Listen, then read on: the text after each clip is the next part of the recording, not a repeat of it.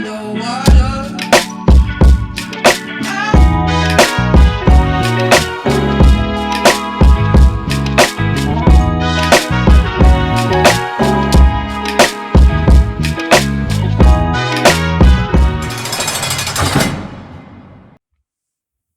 Y'all know what's going on. It's time for another episode of Doing Time with Joe. I'm your host, Joe Baker, and welcome to the show, y'all. Look here, I'm going to tell you about these two brothers, right? One of them is named Miami, the other's name is Snake, right? And most of the stories that I talk about, I'm telling you about individuals that have come to the realization that, the criminal lifestyle is not what it's made out to be, or, they ended up getting crossed out or whatever. This story is about two individuals that had no intentions whatsoever of changing the way they lived their lives. They enjoyed every aspect of the criminal lifestyle. They talked about it all the time. And when they met, now the old head, this is a brother named Snake, right? He had been locked up for a while, you know what I'm saying? But it was getting close to the time for him to get out, And he was in for bank robbery, right? He had done some federal time for bank robbery and some state time for the weapons and other things and drugs and stuff like that. But his main money-getting criminal activity was bank robbery. You know what I'm saying? And he was always looking for somebody that would sit down and listen to his stories, right? It's almost like he was trying to find somebody to groom, and he met Miami.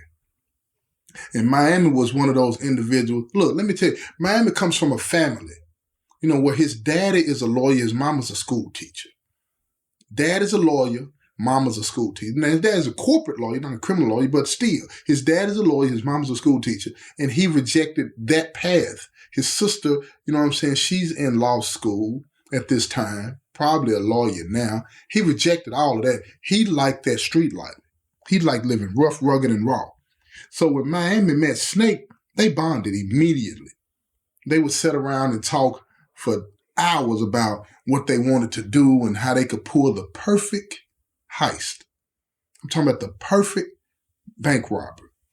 Miami was all in. He had no reservations about it. They would go over every detail. So Snake started breaking down all the different things that he had learned. Listen to me. Things that he had learned based on how he was caught in the past.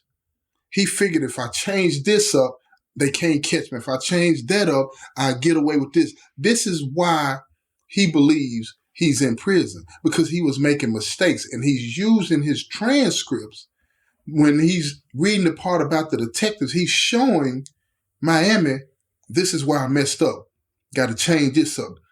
Got to change that up. All of these different things that, you would be looking for. Like, because most of the time when people are fighting that case, a transcript is what, when you're in court, you go on the trial, you got that little person there that's sitting at that desk, at the table, look like they're typing. That's a stenographer, right? And they're preparing a record of the whole trial. Everything that is said by everybody in that courtroom, right? They're preparing that record. So if you're found guilty and you're going to appeal it, you're going to need that transcript. So he didn't use his transcript to appeal his case. He used his transcript to perfect his craft so that he could get better at robbing banks. And he would have his transcript out at the table showing Miami all the different things that came out during the trial where he believes he messed up. And he said that he was going to change all of those things when he got an opportunity to do it again. But see, here's the thing. Miami is going to be getting out before him, almost a whole year before him. So Miami spent his time trying to convince Snake to give him the game. Give him the game so that he could get out. Now, he's flattening out. He's not going to be on parole, so he can move and groove and go anywhere that he wants to go. So he wanted him to give him the game so he could get out and go ahead and start his criminal lifestyle back up and rob some banks and get this money. And he told Snake, look, whatever I get, we're going to chop it down the middle. It's almost as if, Miami is becoming he wants to become an apprentice up under Snake. And Snake is all willing to do that. He's all willing to do that. So he's schooling him. He's telling him, look, make sure that you wear a fake mustache. Not like what you see on TV where you glue it on and all this and that. No. He's like, man, dye your mustache. You know what I'm saying? Make it, don't look like you look now. So he will take some of that. He told him to get some Grecian formula to dye it gray. And then to dye his hair gray. You know what I'm saying? You know how a person gets a tapered haircut? Dye it gray, looking like, make yourself look older. You feel me? And another thing he told him, you know what I'm saying? Because they were able to pinpoint Snake because of his height. So this is how he decided to offset that. I mean, no detail went unlooked at by Snake. He told Miami, make sure you wear lifts in your shoes to make you look taller. It's hard to make yourself look shorter, but he said, make yourself look taller. Then he said, because he would get caught, every time he got caught robbing a bank, he got caught robbing a bank in the summer. He said, so in the wintertime is when you should rob a bank. Make sure you rob the bank in the wintertime. Why? He told him, because you need to wear clothing that can hide any of your tattoos. If you got tattoos on your neck, which Miami did, wear a scarf. So couldn't nobody see that. You feel what I'm saying? Yeah. Told him all of that. All of that. And then the biggest kicker was this. Don't drive your own car. Get a taxi. Back then, they still had cabs, y'all. You know what I'm saying? Ain't talking about no Ubers. They still had cabs. But at the end of the day, all of these different details that Snake was telling Miami, he's submitting them to Brain. He didn't write anything down. Don't write nothing down, because you never know what's going to happen. So Miami's got all of this stuff in his head, and he's figuring, okay, this is what I have to do. This is what I'm going to do when I get out. You know what I'm saying? And he's committed to continuing to do business with Snake. Now, when he gets out, he's going to live in one part of the state. You feel me? Because he's not going to be on parole. He can live wherever he wants to. When you're on parole, you have to live where the parole officer approves you to live. Like if you're paroling out to Nashville or something like that, okay, you got to have family member in that area, and then they got to approve that for you to live there. It has to be a house that allows for you to be, you know, you have your own room, depending on your charge. You know what I'm saying? Certain people can live there. You can't live with ex-felons, you know what I'm saying, or felony people, anybody on parole. It's got to be family member, unless you got a wife or a girlfriend that doesn't have any felony convictions, no guns in the house, all these different rules. He doesn't have to worry about any of that. So he can do him. He can do him. Now, he's a convicted felon, so he still can't own a gun, but he can do him. And that's another key thing. That's another key thing that Snake told Miami. Don't use a gun. Make them think you have a gun.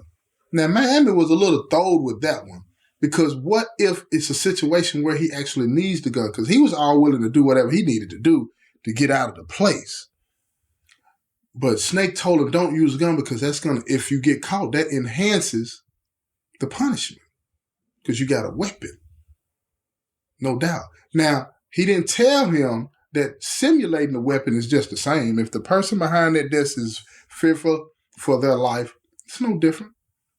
No different. It might make you look good in front of the judge. You might knock off a few months that you actually didn't have a gun and you didn't have the intentions on hurting anybody. But still, if that victim thinks that they're going to get hurt, it's still the same traumatic result. You understand? So here we go. Miami is about to get out. So they getting together every day, and they talking and they crying, and they going through all the different things that he needs to do. And Snake has locked him in on making sure that he's going to keep it 100 with him. So he even tells him some banks in the areas that he's going to be in that he should hit. And he's going to be getting out right around a couple of months right before the winter, the fall part hits, right, where you have to wear different clothing. So they're going through everything. So now Miami, he's getting ready to go home. And Snake is telling him, look, man, keep your word. Keep your word and everything is going to work out fine. Miami tells him, he assures him, man, I got you. We ain't got to worry about none of that. So Miami gets out. He finds him a place to live, and he gets him a job on the side. Now, he's got him a job, and he's working, but the whole time he's casing the banks. You know what I'm saying? Downtown. He's casing all the banks. And now he has to find somebody that's driving a cab that he can trust, that'll take a little money, that won't pay attention to what's really going on. You know what I'm saying? Turn his head, drop him off, come back and pick him up.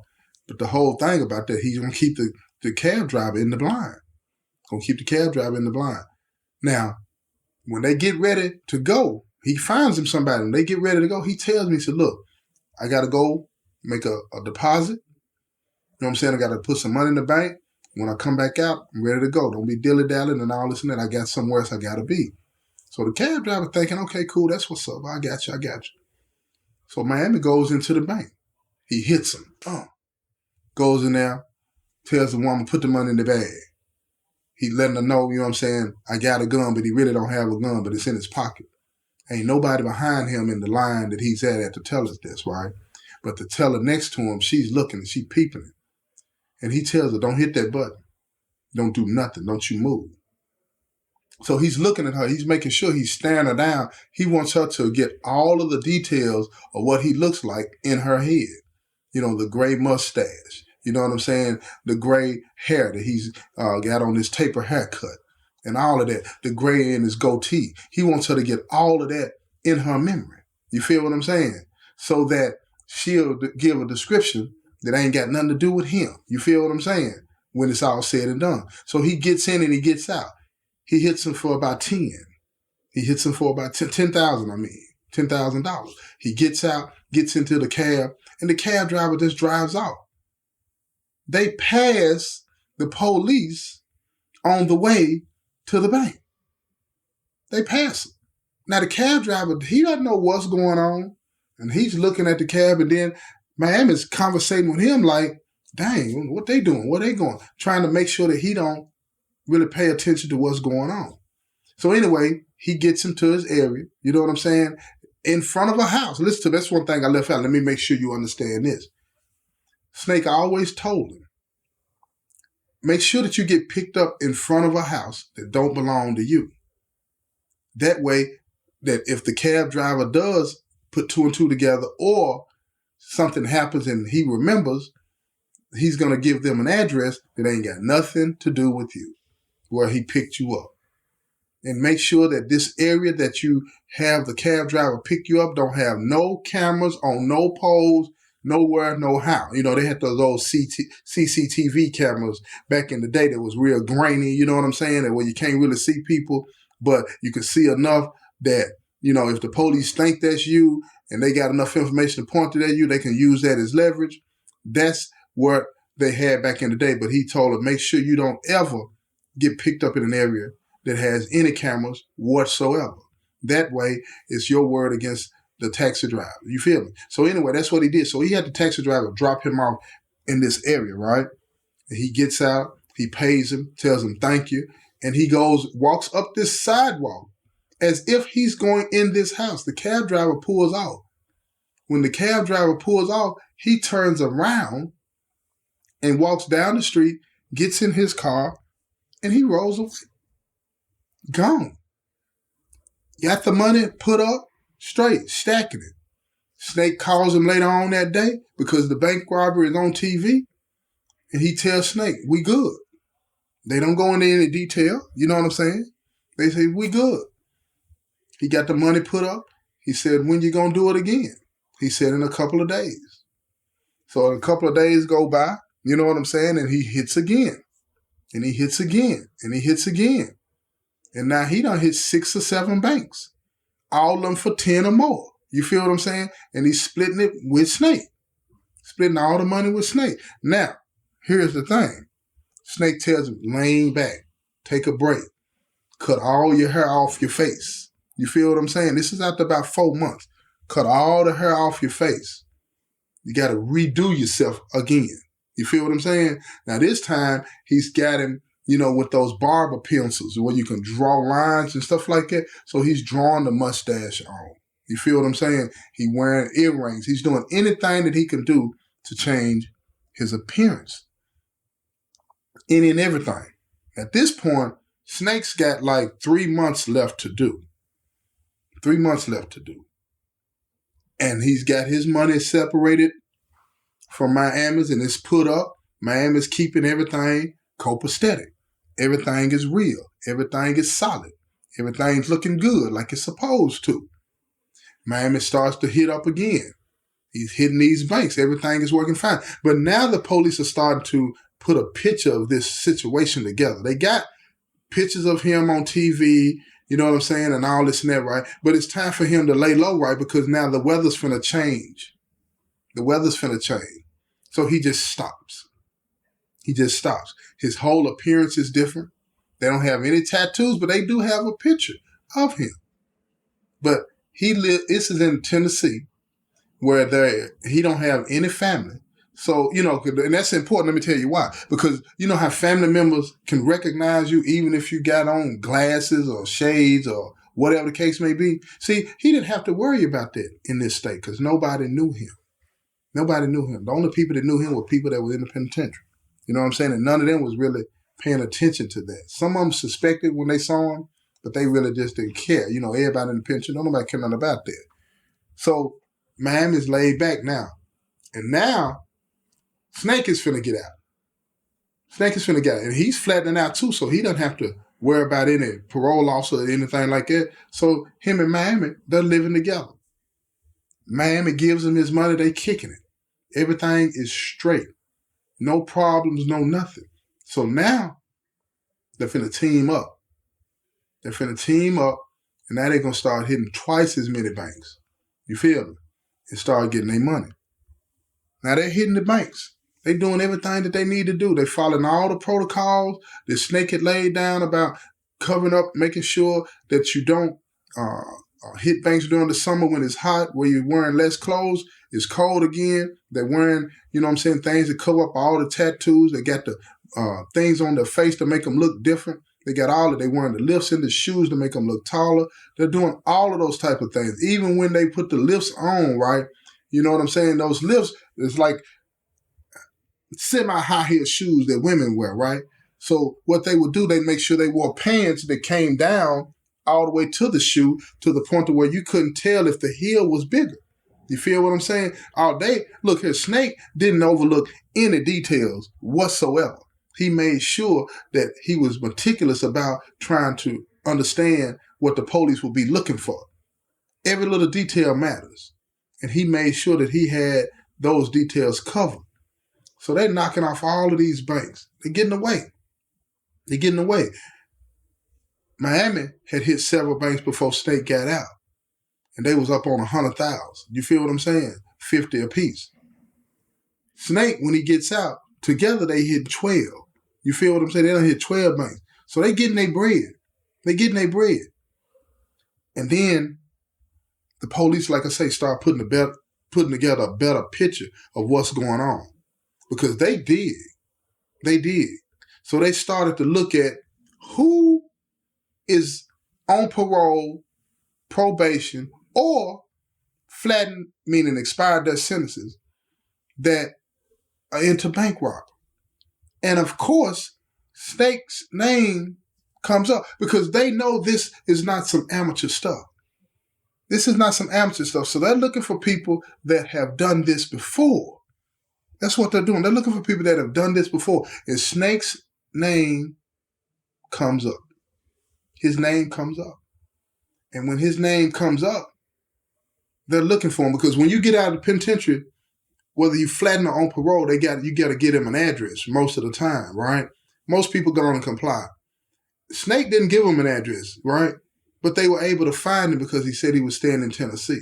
So they were able to find him because they put an APB out to all the surrounding counties and all this and that. Be on the lookout for this person. It's a person of interest. He's not a suspect. not a suspect at all, but he was a person of interest. And when they found him, they wanted to question him. And when they took him down to the police station to question him, Snake had something to say. He's on the throw-off now. You want to know what he said? Check out the next episode tomorrow. You feel me? This has been another episode of Doing Time with Joe. I'm your host, Joe Baker, and I say peace, y'all.